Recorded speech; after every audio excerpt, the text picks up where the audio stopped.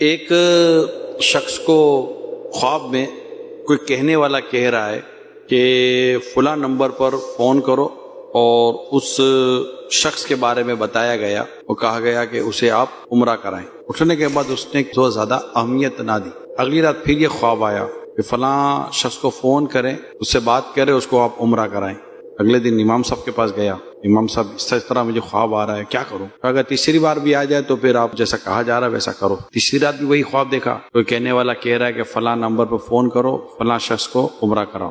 اس نے اٹھنے کے بعد فون کیا، سامنے سے جب فون اٹھتا ہے تو ایک مرد کی آواز تھی، اس سے اس کا نام وغیرہ کنفرم کیا کہ وہ میں نے آپ کو فون اس لیے کیا ہے کہ میں آپ کو عمرہ کرانا چاہتا ہوں۔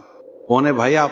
کہ بس میں آپ کو عمرہ کرانا چاہتا ہوں، آپ میرے ساتھ عمرہ کر لیں گا۔ بھائی آپ مجھے جانتے نہیں ہیں۔ اس نے کہا بھائی میں تو فلاں شہر سے ہوں اور مجھے بس آپ کو عمرہ کرانا ہے، آپ ہاں کہہ دیجئے، آپ کا آنے جانے کا سارا خرچہ میرا، آپ کو کچھ بھی نہیں کرنا، آپ صرف میرے ساتھ چلیں اور صرف عمرہ کر لیں۔ آپ ٹھیک ہے کہتے ہو تو چل پڑتے بھائی، عمرہ بھی کر لیں گے آپ کے ساتھ۔ عمرہ وغیرہ کرنے کے بعد حلق وغیرہ، سر منڈانا، جو کچھ ہوتا ہے عمرے وغیرہ، دیگر جو بھی سفر کے جو معاملات تھے سب کرا کے جب فارغ ہو گئے، جب واپسی کی بات آئی، جب وہاں سے مسجد الحرام سے مکہ شریف سے نکلنا تھا، جس سے یہ عمرہ کرانے کے لیے آئے تو اس شخص نے کہا کہ یار اب مکے سے جا رہا ہوں، حرم سے جا رہا ہوں، پتہ نہیں کب واپس آؤں گا، ہماری مہربانی ہے تم یہاں لے کر آ گئے، اگر اجازت ہو تو یا 2 رکعت نفل پڑھ لو، پتہ نہیں پھر کب آؤں گا۔ کہا سچی کیا بات ہوگی، جائے بھائی آپ کو نفل پڑھیں آپ۔ تو وہ اندر گیا اور اندر جا کر اس نے مسجد الحرام میں جا کر اس نے 2 رکعت نفل پڑھنی شروع کی۔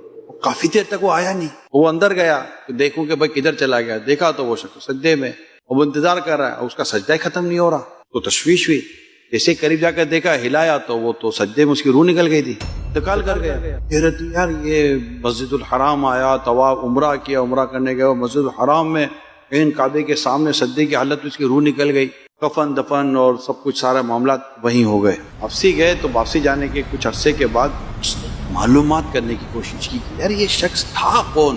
تو گھر سے جو معلومات ملی وہ یہ تھی کہ کہا گیا کہ جب یہ گھر آتا تھا رات کو، تو جب گھر آتا تھا تو بچوں کے لیے کچھ نہ کچھ 2-4 چیزیں کھانے پینے کی کیا تھا۔ ہمارے پڑوس میں ایک بیوہ اور یتیم بچے رہا کرتے، تو یہ کیا کرتا کہ جو ہمارے گھر کے لیے لاتا نا، وہ بیوہ اور یتیم بچوں کے لیے بھی وہی چیزیں لا کر دروازے کے باہر رکھ کر دروازہ بجا کر کہہ دیتا کہ یہ اس کو اٹھا لیجیے گا۔